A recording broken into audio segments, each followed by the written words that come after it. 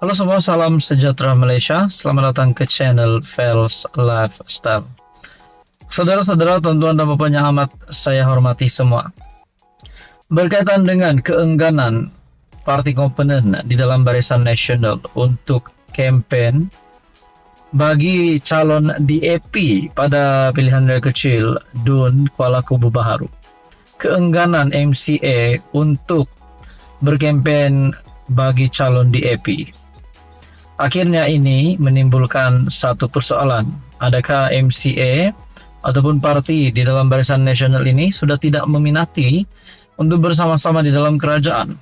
Ataupun Barisan Nasional yang tidak meminati ataupun hilang minat untuk bekerja sama? Tapi pada akhirnya, apa pula yang dilakukan Pakatan Harapan? Nah, ini jawabannya dikongsikan oleh juru cakap kerajaan sendiri daripada Pakatan Harapan. Artikel daripada Malaysia Kini, pilihan raya kecil Kuala Kubu Baharu, kata Fahmi, tak ada MCA, tak apa. PH tidak mempunyai masalah dengan keengganan MCA untuk berkempen dalam PRK Kuala Kubu Baharu bagi calon kerajaan perpaduan. Menteri Komunikasi Fahmi Fadzil yang juga Ketua Penerangan PKR berkata, hubungan PH dengan Barisan Nasional tiada masalah, meskipun MCA enggan turun berkempen. Ketiadaan MCA tidak mengganggu, katanya kepada media. Hubungan antara PH dan BN itu kuku. BN pun dah maklum mereka akan bantu. Nah, saudara-saudara, kita mendengar baru-baru ini Sanusi dan juga ada beberapa ahli politik rasanya yang juga akan memberikan pendapat berkaitan dengan isu MCA enggan berkempen untuk DAP. Nah, mungkin mereka menimbulkan perasaan adakah MCA sudah tidak berminat untuk bekerja sama. Tapi pada akhirnya menurut Fahmi Fadzil, hubungan antara PH dan BN itu kuku. Nah, jadi semua spekulasi yang berkata BN tidak berminat dengan kerajaan, MCA tidak lagi berminat, semua itu dinafikan melalui kenyataan Fahmi yang berkata hubungan antara PH dan BN itu kuku. Jadi yang penting di lapangan kita kekal fokus, kita ada calon yang bagus, katanya kepada media selepas Majlis Madani Muhibah Aidilfitri, anjuran bersama Kementerian Perumahan dan Kerajaan Tempatan KPKT dan Kementerian Komunikasi di Putrajaya. Pada 23 April, Presiden MCA Wee Ka Siong berkata, selepas seronok mengecam dan memaki hamun MCA, tidak sepatutnya DAP mengharapkan kempen mereka dibantu oleh parti berkenaan. Dia berkata bahwa ahli partinya juga mempunyai maruah dan harga diri. DAP juga katanya tersilap apabila mengharapkan MCA dapat melupakan segala kata-kata cacian yang dilemparkan dan menjangkakan mereka akan turun padang membantu memenangkan calon parti kerajaan pada 11 Mei. MCA kekal dengan pendirian untuk tidak membantu DAP sepanjang kempen PRK Kuala Kubu Baharu.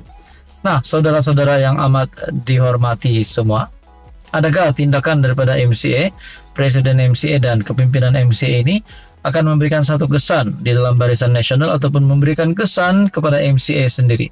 Apa komen Anda? Sekian saja, teruskan bersama di dalam channel ini.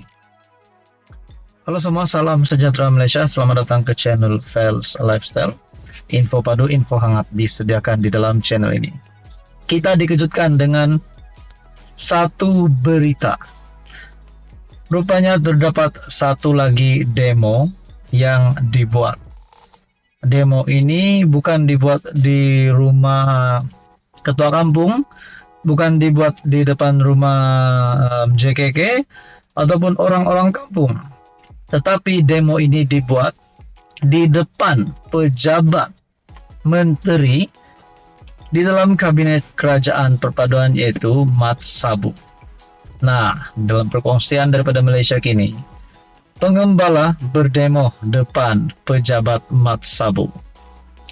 Pengembala lembu dan kambing dari pelbagai negeri berdemonstrasi di depan pejabat Kementerian Pertanian dan Keterjaminan Makanan di Putrajaya susulan larangan memasuki kawasan ladang sebuah syarikat sawit.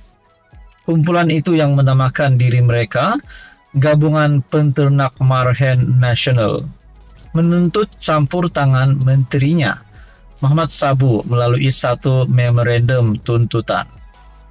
Memorandum diserahkan kepada Setiausaha Politik Menteri Yuhaizat Abdullah yang menurut mereka akan meminta pertemuan dengan Muhammad dalam tempo 3 minggu. Dalam memorandum 7 halaman itu, mereka antaranya menyifatkan tindakan itu sebagai kejam. Ini tidak boleh diterima kerana kami tiada masalah dengan pengurusan Saim Darbi dalam tahun-tahun sebelum ini.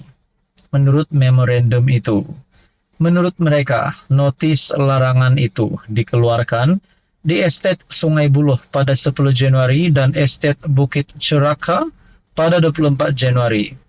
Malaysia kini sudah menghubungi Saim Darbi untuk mendapatkan maklum balas.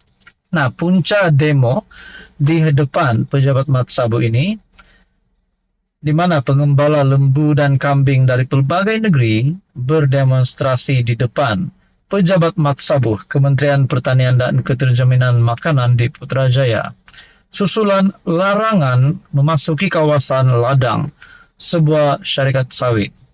Nah, saudara-saudara, ini pasti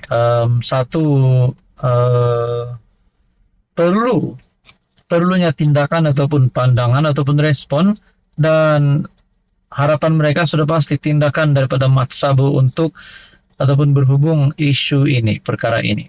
Nah, saudara-saudara, saya sangkakan pada mulanya saya melihat tajuk artikel ini, demo di depan pejabat Mat Sabu kerana Mat Sabu nak diboykot. Rupanya bukan juga. Nah, saudara-saudara, apa komen Anda? Sekian saja, teruskan bersama di dalam channel ini. Halo semua, salam sejahtera Malaysia. Selamat datang ke channel Fels Lifestyle. Tuan-tuan dan puan yang amat dihormati, bercakap berkaitan dengan kenyataan Muhyiddin Yassin sebelum ini yang mengkritik Anwar Ibrahim, mengkritik kerajaan. Pertama, berkaitan dengan titah addendum. Di sini Muhyiddin Yassin mengambil kesempatan untuk mengkritik Anwar Ibrahim. Namun, kita juga mendengar Fahmi Fadzil sebelum ini juga berkata kepada Muhyiddin untuk tidak meneruskan apa yang dia lakukan itu, dan tambahan pula Fahmi Fadzil pula mengeluarkan kenyataan bawa balik menantu. Bercakap tentang kenyataan Fahmi Fadzil bawa balik menantu dulu Muhyiddin Yassin. Makna kata Muhyiddin Yassin perlu bertanggung jawab untuk menjawab apa yang dinyatakan ataupun soalan daripada Fahmi Fadzil ataupun kenyataan itu. Akhirnya bercakap tentang menantu Muhyiddin Yassin. Mungkin ada yang kata, adakah menantu Muhyiddin Yassin sudah ditangkap? Kalau sudah ditangkap, dan di mana lokasi menantu Muhyiddin Yassin sekarang? Bercakap tentang lokasi menantu Muhyiddin Yassin melalui satu artikel daripada Malaysia Kini, SPRM ada petunjuk baharu lokasi menantu Muhyiddin. SPRM mempunyai petunjuk baharu mengenai keberadaan menantu bekas Perdana Menteri Muhyiddin Yassin, Muhammad Adlan Berhan, yang dikehendaki atas dakwaan rasuah. Menurut Ketua Pesuruhjaya SPRM, Tan Sri Azam Baki, potensi lokasi Adlan dikesan melalui transaksi kad kredit milik ahli perniagaan itu, dan mereka sedang mendapatkan bantuan daripada Interpol untuk mengesannya. Ada petunjuk baharu beliau berada di suatu tempat hasil daripada pemantauan kita terhadap penggunaan kad kreditnya. Beliau berada di beberapa buah negara. Kita sudah memohon kepada pihak Interpol untuk mengesan. Tetapi dalam kes beliau, kita masih lagi mengesan dengan cara kita bagi tujuan untuk dituduh di mahkamah, kata Azam yang dipetik oleh Berita Harian. Dia berkata demikian pada sidang media. selepas melancarkan pejabat SPRM Cawangan Gua Musang di Kelantan. Selain Adlan yang berkawin dengan anak Muhyiddin, Nabila, SPRM juga sedang memburu peguam Mansor Saab, seorang tokoh penting dalam Nurse Sendirian Berhad. Agensi pencegahan rasuah itu mendakwa mereka dikehendaki berhubung proyek yang melibatkan pendaftaran dan penyimpanan maklumat biometrik untuk pekerja asing. Kedua-dua mereka melarikan diri dari negara pada Mei tahun lalu. Susulan itu SPRM telah meminta bantuan polis untuk meletakkan nama kedua-dua mereka dalam senarai notis merah Interpol. Ini satu lagi kenyataan ataupun keputusan SPRM yang pasti mengejutkan Perikatan Nasional termasuk Muhyiddin Yassin. Apa komen Anda saudara-saudara? Sekian saja, teruskan bersama di dalam channel ini.